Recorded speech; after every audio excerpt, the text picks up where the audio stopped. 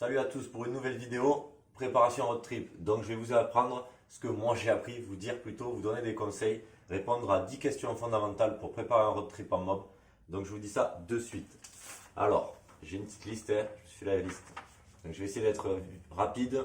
Si vous avez des questions, n'hésitez pas à les mettre en commentaire, je répondrai bien sûr, je lis tous les commentaires.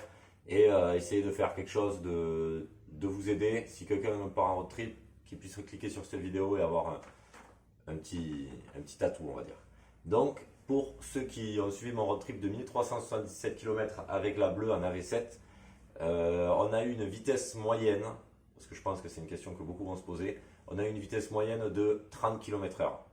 Alors, ça paraît peu, mais avec du dénivelé, des pauses, etc., c'est déjà bien. Nous, quand on arrive à 30, on est déjà content. Après, on a des mobylettes qui allaient dans des VMAX sur des AV7 à 50 sur le plat quand tout va bien. Voilà, donc c'est une bonne chose à prendre en compte quand vous préparez votre road trip, c'est la vitesse moyenne. Et pas oublier les pleins, les pauses et les potentielles pannes. Après, sur la consommation, on a fait une moyenne. Sur une moyenne, on est à 2,5 litres au 100 pour tout le monde. En sachant qu'il y avait des AV10, des AV7. Donc on est en 2,5 litres, en sachant qu'il y a des jours où on a consommé jusqu'à 3 litres, énormément de dénivelé, voire peut-être 3 litres 2, mais on va dire qu'on est 32 et 3 litres, et de moyenne de 2,5 litres. Prendre en compte les dénivelés. Les dénivelés, ça consomme. Et souvent, quand il y a du dénivelé, il n'y a pas forcément de station. Donc, prévoir l'essence, important. Bidon d'essence, c'est important. En termes d'outillage, en outillage, on a pris une boîte à outils, on va dire, pour tout le monde, avec tout ce qu'il faut, les arraches, bien sûr, marteau, les pinces, les tournevis, tout ce qui va bien, les clés. Faire un check-up avant de tout ce qu'on a besoin, en fait, suivant les mobylettes. C'est bien sûr, ça change, mais grosso modo, on a à peu près tous besoin des mêmes clés, des mêmes outils, de la clé à bougie qui va bien, d'un bout de papier pour régler, pour ceux qui sont en rupteur. Enfin voilà, niveau outillage, prévoir et réfléchir aux potentielles pannes, à peu près toutes les pannes. Donc évidemment, des monte-pneus, nani, nana, il faut vraiment penser à tout. Donc tant que je suis là-dessus, pièces de rechange. Alors pièces de rechange, les fondamentaux sont bougie, courroie, câble, accélérateur, frein, des compresseurs, mais bon, ça encore, c'est les mêmes. Donc j'ai été au courroie câble. Pour moi, condensateur, parce que j'ai un allumage à rupteur. Un CDI, si vous êtes plusieurs à partir avec des allumages électroniques, un CDI, franchement, prenez-le, nous, on en aurait eu besoin d'un. Après, pour tout ce qui est... nous, on a pris un plateau soudé pour les MBK, parce que vous savez que ça peut sauter. Donc, on avait un plateau d'avance soudé, ça nous a sauvé la vie. Parce que pendant qu'on roulait avec celui de rechange, ben, on pouvait faire souder l'autre sur la route. Je pense qu'on est à peu près bon, hein, ça sert à rien de prendre 50 000 choses non plus, mais il faut prendre les bonnes choses, on va dire. Donc voilà pour les pièces de rechange. Après, que vérifier et fiabiliser. Alors c'est très important de vérifier tous les jeux, les roulements de roues, le moteur, que tout fonctionne bien, que voilà, essayez de quand même checker avant au maximum. Il vaut mieux partir avec une brêle en bon état et prête à tout, et avoir des pannes sur la route, ça arrive, mais pas partir avec quelque chose de défaillant d'origine.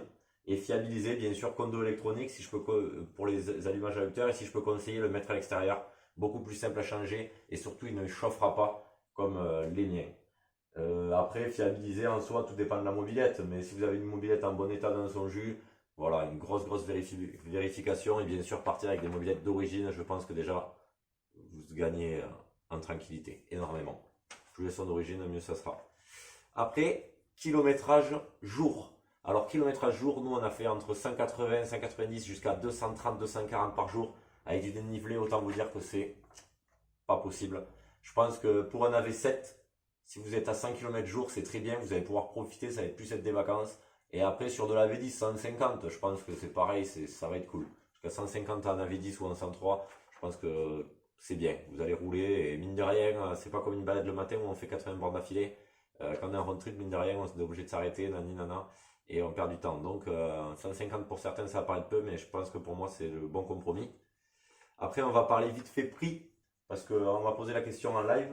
Donc le prix, déjà le prix de la mobilette, mais bon, ça, si vous êtes là, je pense que vous en avez une. Ou peut-être pas d'ailleurs, mais bon, ça, c'est encore autre chose. Prix des pièces, je dirais qu'on a 50 € de pièces de rechange. Et après, pour nous, pour vous résumer une semaine, le road trip, ça a dû nous coûter, je pense, en étant large, sans les pièces de rechange, au maximum 400 € en sachant que dans les 400 euros, il y a l'huile, l'essence, les logements et tous les repas, les extras. Voilà, on a quand même mangé pas mal au resto, on a bu des coups et encore, je pense qu'on est plus à 350 euros, 400 euros avec les pièces de rechange pour la semaine, je pense. Voire max 450, après tout dépend les logements. Je vais en venir après. Là, les bagages indispensables, j'ai noté. Parce que oui, qu'est-ce qu'il faut prendre? Donc je pense qu'il faut être le plus léger possible, mais il faut aussi prendre les choses les plus indispensables, comme des vêtements assez chauds, parce que la nuit des fois il fait pas forcément chaud, le matin non plus. Pensez, ben, nous, ouais, tente matelas gonflable, on a pris un petit fauteuil, on n'en avait pas tous, mais bon, à plusieurs, on avait quelques petits fauteuils, donc ça, mine de rien, ça pouvait dépanner. La multiprise, parce que mine de rien, c'est pareil, c'est indispensable. Qu'est-ce qu'on avait de plus? Après, une lampe, c'est bête aussi, les lampes. Même si sur le téléphone on en a, mais une petite lampe c'est top, de l'anti-moustique. Ouais, après là-dessus, voilà, il n'y a pas trop de conseils, je pense que tout le monde aura sa petite popote, mais voilà, après si, des couverts, on a pris des couverts, des couteaux, voilà, des petites choses comme ça qui peuvent dépanner quand même. Et après, j'en étais au GPS. Donc, nous, on a pris le GPS. On avait déjà un roadbook. Donc, roadbook du GPS. On avait un roadbook que monsieur a fait, notre bande Benjamin.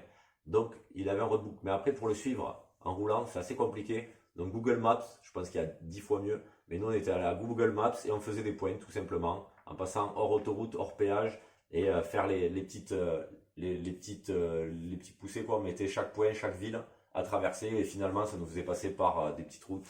Donc, comme vous avez vu, même des fois, on a mis des portions vélo. C'est moyen, mais bon, on a toujours été accueillis sur le sourire, sur les pistes cyclables qui traversaient un peu les bois et tout. Donc ça, c'était génial aussi. Et après, pour finir, avant le mot de la fin, les logements et les nuits. Alors nous, on a été exclusivement en camping. Donc, on est tombé à des campings entre 8 et 15 euros la nuit par personne, en sachant que clairement, des fois, il vaut mieux mettre 15 balles et avoir une super nuit avec une piscine, des sanitaires mieux et tout. Donc, moi, je pense pour moi, là-dessus, les nuits des fois étaient un peu dures, mais clairement, ouais, les nuits, le camping, ça colle avec la mobilette. Clairement, donc je pense qu'à essayer de choper des bons campings, en général, il y a toujours de la place. Donc, pourquoi pas. Et pour le mot de la fin, je vous invite tous, franchement, à y réfléchir. Autant ceux qui aiment la mécanique et qui ont quelques mobilettes, mais qui ne roulent pas forcément et tout, faites-le, c'est une aventure. Ceux qui se lancent comme nous, certains dans l'aventure, qui n'avaient jamais eu de mobilette, qui ont acheté une mobilette, qui l'ont retapé pour ces périples, faites-le bien par contre et essayez de prendre quelque chose dans son jus, de pas trop la modifier pour qu'elle soit le plus fiable possible. Mais je vous invite clairement à faire des voyages en mobilette parce que les gens sont accueillants, c'est super, on a le temps de découvrir le paysage, on est franchement bien accueillis partout. On nous lâche des pouces en roulant alors que voilà, c'est quand même incroyable. Je veux dire, les gens sont avenants et c'est des choses qui se font plus, que ce soit en moto, même en voiture ancienne et tout. Je pense que maintenant, c'est un peu une niche d'être en mobilette, surtout dans des coins un peu reculés. Les gens sont adorables. Donc je vous invite tous à réfléchir à faire un petit road trip, même si c'est qu'un week-end, entre potes, avec votre copine. Essayez de faire ça. J'attends toutes vos questions dans les commentaires. J'attends vos retours et ce que vous avez fait, déjà fait ou que vous voudriez faire en mobilette, en road trip. Donc je vous laisse là-dessus les amis. Je vous dis à bientôt sur les routes, sur les réseaux. Ciao ciao. N'hésitez pas à vous abonner, un pouce bleu, ça fait toujours plaisir.